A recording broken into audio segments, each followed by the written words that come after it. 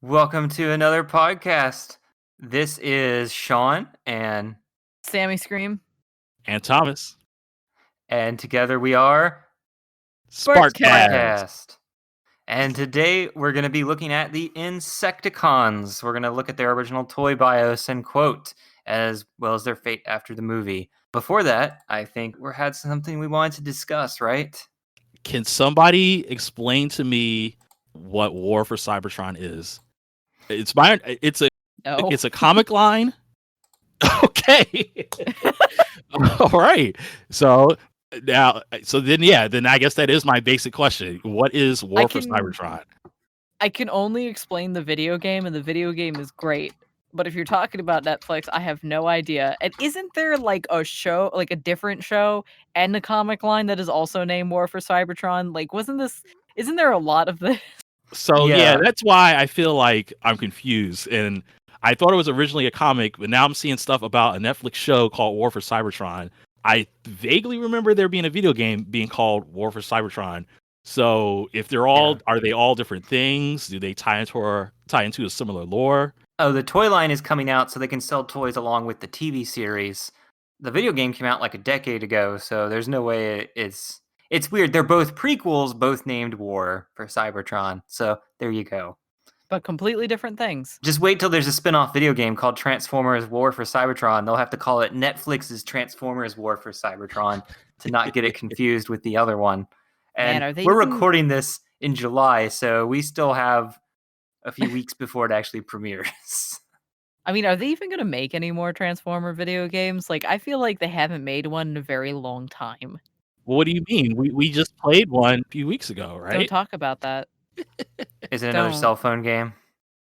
What was that? It was the Bumblebee one, the one that you forced us to play. Oh, you forced us, Shawn. You can't forget about it. You weren't going to let us play like a good Transformers mobile game, aka the one where you get to actually watch like all your characters like run around the base. It's really cute. But anyway. Well, then we can play that one next time. I don't need another time sink. It will suck me in. We'll limit ourselves to 3 hours and give a review. How's that? Yeah, okay, I guess. I'll accept this. Because then I could just talk about how cute Starscream is on my base. And then, once we reach the 50-hour mark, we can come back for a reunion episode to see how our game and characters are doing. Cries.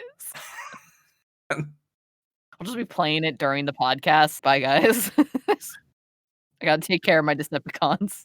I think y'all might have lied to me. I ended up watching Titans Return prequel and Titans Return finally from Machinima.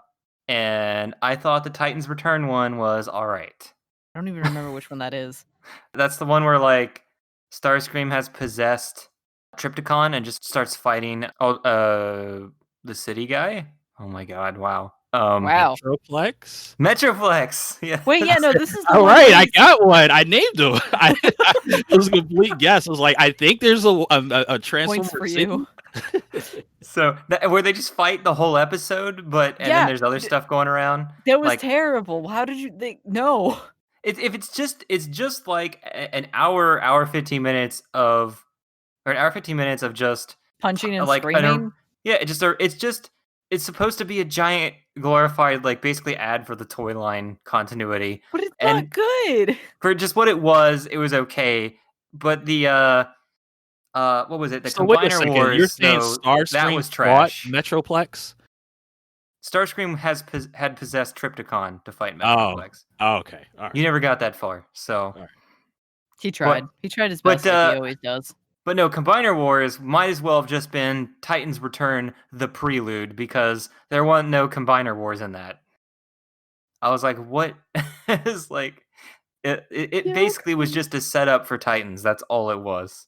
It didn't seem to like have any anything to do with Combiner Wars. It felt like we came in at the end of a story that was somewhere else. Yeah, I gave up on the first one, so like I haven't even watched that one. So, but the Titans one is fun. It actually makes it feel like the fight between Trypticon and Metroplex is this epic battle that's destroying the whole city. The only thing that I was pissed about is that Starscream betrayed everybody. The Combiner Wars one, he's Rodimus Prime is like, oh man, I should have seen this coming, and so he just gives up the Decepticon he gives up the God, I was about to say Allspark. Jesus. He gives up the matrix of leadership to become Hot Rod again. I'm like, what the hell? I'm Yeah, no, it like, makes no sense. Nothing I'm sense just, in there. yeah. I was like, way to like. I guess the people here don't like him either, or something. Jeez, so can't let him be like. And then he effing dies. So whatever. Went out on a heroic sacrifice. So I guess that's all right.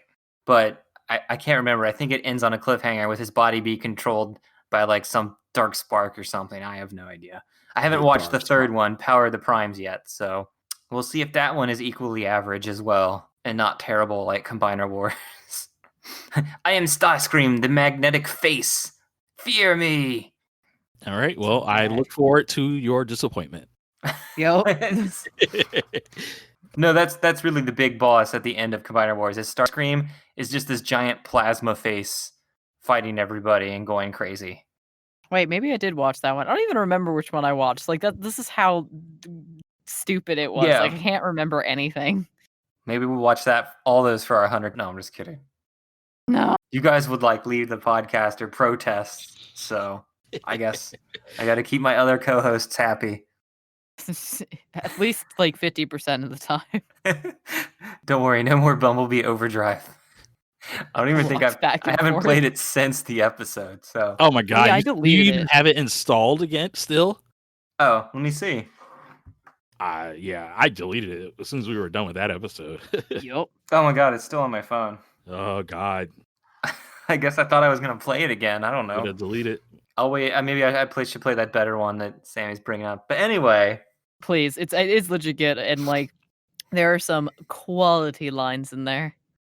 So we should begin with some Insecticons. Now that all that's out of the way.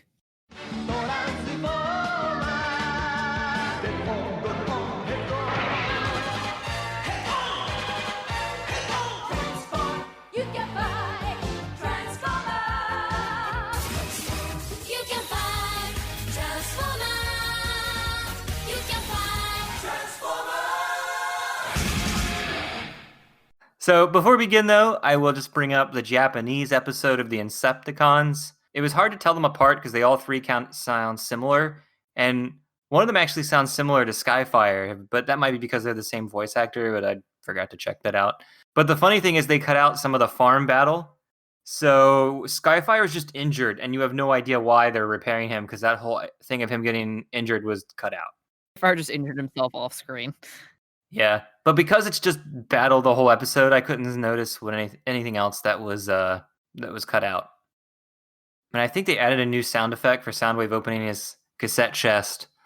But this was also one of those at the end of the season episodes because Skyfire appears. So this was one of the later episodes. The one thing I think is weird is I wonder if over in Japan there's obsessive fandom people for Transformers like there are here, where they're like, this is everything that was cut from the original episodes, and we've documented it all here on this website, the way we've done that with, like, say, Digimon or other shows where they were all cut from the Japanese originals. Without a doubt. Yeah, that's it. So are you saying that they have Japanese Transformers exclusive sound effects? I'm not sure. I'd have to repair, but I don't recognize it, so I'd have to go see again. That's funny. And there's no Generation 2 episodes, so I guess Origin episodes weren't needed when they re-aired this. Because, you've already got the figures. Who wants to start with Shrapnel? I'll start with Shrapnel. Okay. Shrapnel is the Insecticon that has two large extensions growing upward on his shoulder, transforms into a stag beetle, and is the one that always repeats the last word in his sentence. Sorry. I hate bugs so much. His original toy quote is "Control electricity and you control the world." His original... How does that... What? How did you control the world when there was no electricity? That seems like, I don't know. There was like lightning. The skies always have electricity. All right. Yeah, original toy description. The noise of war and the scream of his foes are music to this loathsome Insecticon's audio modules. His has a piercing battle cry that can be heard 8 miles away. In insect mode, can use antenna to control almost any electrical device that we never see.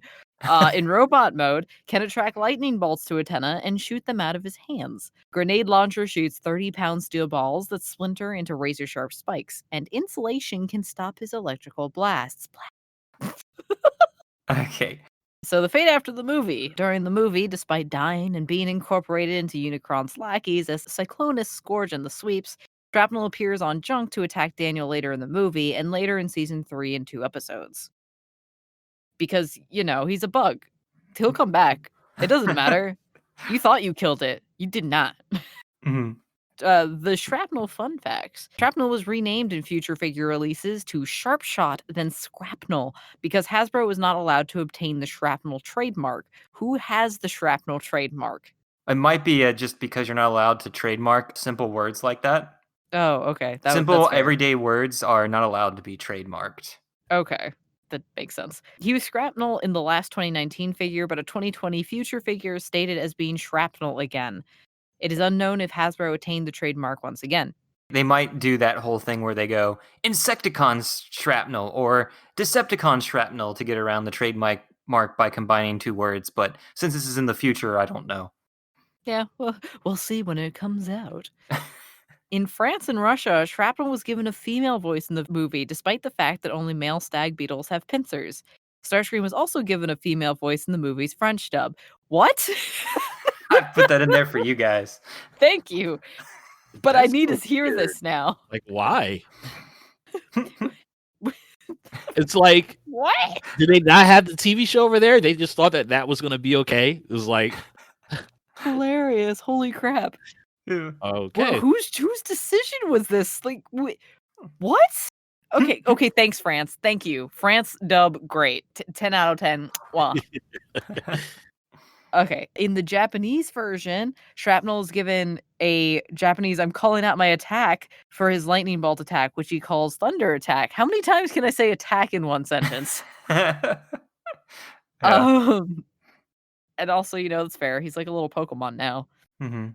The original toy art depicted him with 2 left hands. Did he Good have job. hands? Good job. Like, Oh, wait, I guess he's his got to robot hold a mode gun, has- right? Oh. Every Decepticon's got to hold a gun. That's why he has a hand, to hold guns. Nothing else. Oh, God. Uh, Oh, my goodness. During the Beast Wars cartoon, Waspinator gets a head injury and thinks he was originally Shrapnel. Okay.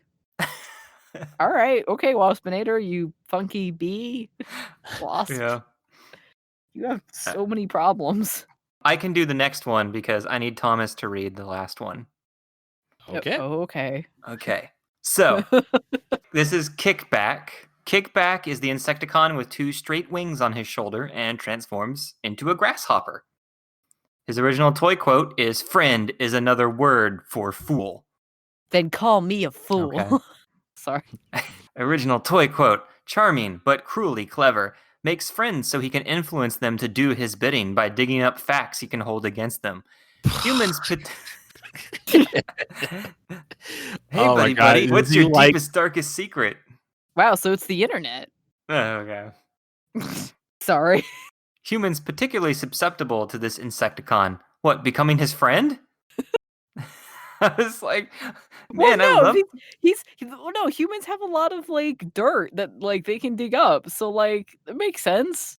But it Like just makes it sound... you can blackmail humans so much easier than a robot. Like what has a robot ever done? Political issues? Pfft, like every Transformer has been there. That's nothing new. It just feels like when they say they're particularly susceptible, it means like to his friendship, basically, following that other What? sentence. In Then they're insect just Yeah, all mode, don't you fools. remember all those like buddy movies back in the 80s where kids wanted to be friends with like grasshoppers? I remember When all those. everybody knew your name or Mhm. something. And I don't know why I'm picturing freaking Kickback just like with all these humans, wrapped around holding one human on each arm, just being like, yeah, friendship. I'm done. In insect mode, he can jump 40 feet for a distance of 0.1 miles. Oh, wow. Can kick a hole in a 1/4-inch steel. Can fly 30 miles an hour up to 100 miles. Submachine gun fires 300 rounds per minute. Jesus. Very vulnerable as insect and flying in high winds. So he's a terrible. He's Yeah. He's got some terrible powers. Like all of this stuff is just dumb. It was like, hey, if you want to Very know vulnerable. about what this human did the other night, I'm your man. I can jump really high. But he's Yeah. very vulnerable as an insect. Like, that is your thing. Why are you vulnerable as the thing that you were supposed to be? What? Oh my god. Kickback, no, don't go out there during that windstorm. Ah. It was a tornado. Okay, so Fate after the movie. Despite dying the same way as Shrapnel, he appears in 2 season 3 episodes also, but unlike Shrapnel, he appears in 2 later Japanese comics, where his rebirth is unexplained and he just joins the Decepticons in battle. Nothing about him has changed. Alright, so for just his fun fact, in French, his name is Laruda, which basically means the kick. And in Russia, it translates to jumper. And in the Ukraine, it's punch, even though he kicks. So good job They there. really screwed that one up. The kick, though, sounds like really badass. The kick flies off in a high wind. I'm imagining him jumping into the air to make a karate kick, and then right when he reaches the top of the kick and his jump, the wind blows him away while people were trying to, be in all of his kicking abilities. 10 out of 10, someone draw that. Oh my god. So Thomas, Bombshell. All right. Bombshell is the Insecticon with a giant gun growing out the back of his head as he turns into a rhinoceros beetle. His original toy quote, "The mind is my playpen." Okay. Original toy description, can turn foes into helpless accomplices by ejecting cerebral shells into their head, robot or human, with this stinger. Gives them control of their minds. Has a cruel sense of humor. Arms himself by having his victims debase themselves. Oh, wow. Excuse me? Okay. They could not have worded that any better. Yeah. In insect mode, this Insecticon can fly 10 kilometers. In robot mode, wears head mounted mortar, throws 25 kilogram explosive shell 15 kilometers. Cerebral shells can be used against him if removed from victim's head. Man, this What is up with this guy? I think we're there's some going to see darkness that. here. I think we're going to see that in a future episode. We're like, I can, re-triangulate the blah-blah-blah to find out where he's controlling them from. Okay, are the cerebral shells just like attaching to their heads to the outside? They're not like boring in.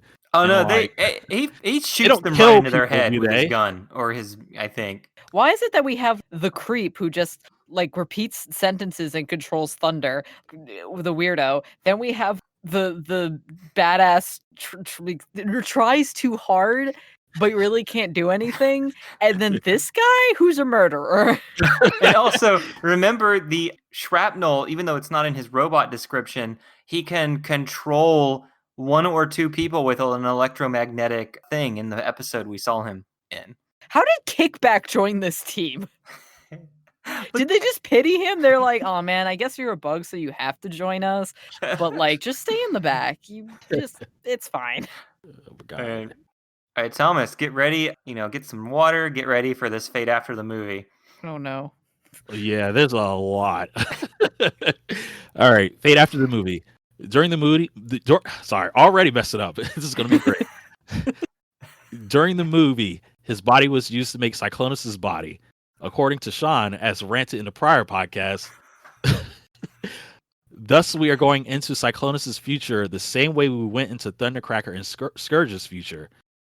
Also, Bombshell never showed up in any future Japanese continuity, manga or Toy Stories, despite 2 episodes of season 3, which were likely animation errors due to the Japanese not knowing what happened in the movie. Did they not get the movie released? No, they were reasonable translating timeframe? season 3, like many of the episodes before the movie ever came over there translated. Okay. So that's why there was a lot of animation errors for the American scripts going over there, as well as when they get it, just, when they are doing the script for their own episodes, they're like, we don't know what happened, so we just make stuff up. Okay. So despite being Well, dead, he appeared in seasons along with his kin, despite the fact he was also Cyclonus as well, too. As Cyclonus, he is Galvatron's right-hand man throughout all of Season 3. He joined Megatron in the official manga that could take place in between or after Season 3. He fought a powerful creature called the Seeker, which turned him into Skywarp despite the fact he was really Bombshell. I am confused. That's because that was apparently in the American continuity. Someone made a story that made him Bombshell, but a Japanese comic that came with one of the toys decided to declare him as Skywarp. So now there's conflicting continuities. Did he look the same and they just called him Skywarp, or did they? Oh yeah, no, I'm just him? pretending because I'm right here that he really is the Bombshell. No. Follow up on that sentence. He gained his powers to teleport so as not to interfere with the Headmaster's cartoon, where he joined Scorponok, but went right back to following Galvatron when he returned alive, until he died again. He then became possessed by an alternate universe Galvatron, the one that worked alongside Megatron in the original manga and stories that took place before the movie, which liked to talk as a face in his chest and led him to combine with other Decepticons to become Grand Galvatron. After ridding himself of Galvatron, he helped defeat Unicron and then decided to reorganize the Decepticons under his leadership, finally deciding to be a leader instead of a follower. That's a lot of going on with Bombshell that it doesn't make sense, and it doesn't fit anything that we've seen in that episode. Yeah, I think I messed up somewhere along there. He got his teleport powers and then lost them at the end of the story so it wouldn't interfere with the Headmaster's cartoon. Because, What's continuity? Continuity's all over the place, but you got to make it work. But then also him merging with like Cyclonus. Yeah, it's because, as I mentioned before in the one podcast, it's because he is the one front and center in the movie that gets transformed into Cyclonus. And Skywarp is transformed too as a Cyclonus, but in the background, a third the size. So that's why a lot of people are like, oh, it's Bombshell instead of Skywarp. Whereas a lot of people are like, oh, it's Skywarp because Thundercracker is Scourge. So it should be a set, even though that's not how reading into what happens on the screen works. Even though that was clearly just, the animation because some of the script work, but, whatever. I talked about that before. Like, you can't use the script or animation storyboards for continuity. You can only go with what's on the screen to make sense of the madness. And no, that does not include timelines that Hasbro provides. I was like, there's timelines for the Transformers universe. And I'm like, but can this really be official if you can't glean that from any of the works themselves? All right. But anyway, sorry to interrupt you on your fantastic delve into Bombshell / Cyclonus. Bombshell fun facts. Like Shrapnel, Hasbro was denied the Bombshell trademark, and so he was renamed Hardshell. Though at present, Hasbro has reacquired the Bombshell name, and so all new merchandise uses Bombshell once again. Unlike his other Insecticons, he was released into a new figure in 1991, but only in Europe. He came with a plastic partner named Needler that went on his head as a helmet, or his back as a backpack. Okay, so that's like a little mini con that they yeah wear. But I've seen the picture. It looks ridiculous on his head. Well, how big is Needler? Does he? He's like twice the size, 2.5 times the size of the head. Okay, so yeah, I was wondering, like, do the proportions match up a little bit? And bright yellow plastic. Like, no. And then this was a decision. The color clashes with Bombshell himself. Yes. All right. In the original storyboards, Bombshell was to have been killed by Mirage in the Battle of Autobot City and would have been dead when tossed out of Astrotrain later. Is that an Autobot? Astrotrain? Astrotrain is what everybody is a Decepticon that everybody rides in to get to places. Essentially the Decepticon version of Skyfire. Skyfire, okay. Yeah. And there was another storyboard that just showed Thundercracker carrying Bombshell onto the train. But when the movie was actually made, he was still alive with his other two Insecticons. They were just all very badly damaged, and all three got tossed out while alive. In China, his name is Bomb. In Russia, it's Bomber. And in Ukraine, it's Grenade. I mean, they got it pretty straightforward, Yeah, I mean, he shoots grenades. So, yeah. Sammy, you want to end us off with some Sammy, you and Thomas can alternate between the fun facts? Sure. So the Insecticons were already released as part of the Diaclone Waruder Insector Robo line. They came back recolored as Transformers in Japan, but were available by mail order only. If they were available by mail order only, I wonder how much they are now. Is there a giant collector's area over in Japan like they are here for figures for Transformers? I mean, even just like Americans wanting the figure. Oh, well, it's just going to be the same color, ssame everything, just being re-released, In box, like I you would don't know say that would collectors, be, man. Yeah. I don't I think still wish I had bought that in Japan. I should have bought the Galvatron from Beast Wars 2 figure, even though it wouldn't have fit anywhere in my bags because we had already filled them with other figures. That's why you just mail stuff home. they originally came with pilots that rode inside them in their Japanese Diaclone line. Well, that makes no sense, but okay. Insecticon toys do not appear to be popular. After 1985, the next item would be a statue of all 3 Insecticons in 2003, with their next figure in 2004. Yeah, because they're giant bugs. No one's surprised. Yeah. I mean, they are kind of just dumb. They just act like Dinobots, but not with any real personality. I mean, they do have what is it? Who is the electricity? That's Shrapnel, right? Yeah. Yeah. The only ones I remember is Bombshell because he shows up a lot more, I think, in season 2 because they use him a lot for his mind control abilities. You get to see a lot more of him, but then the other two are just kind of follow him because he's the leader, basically.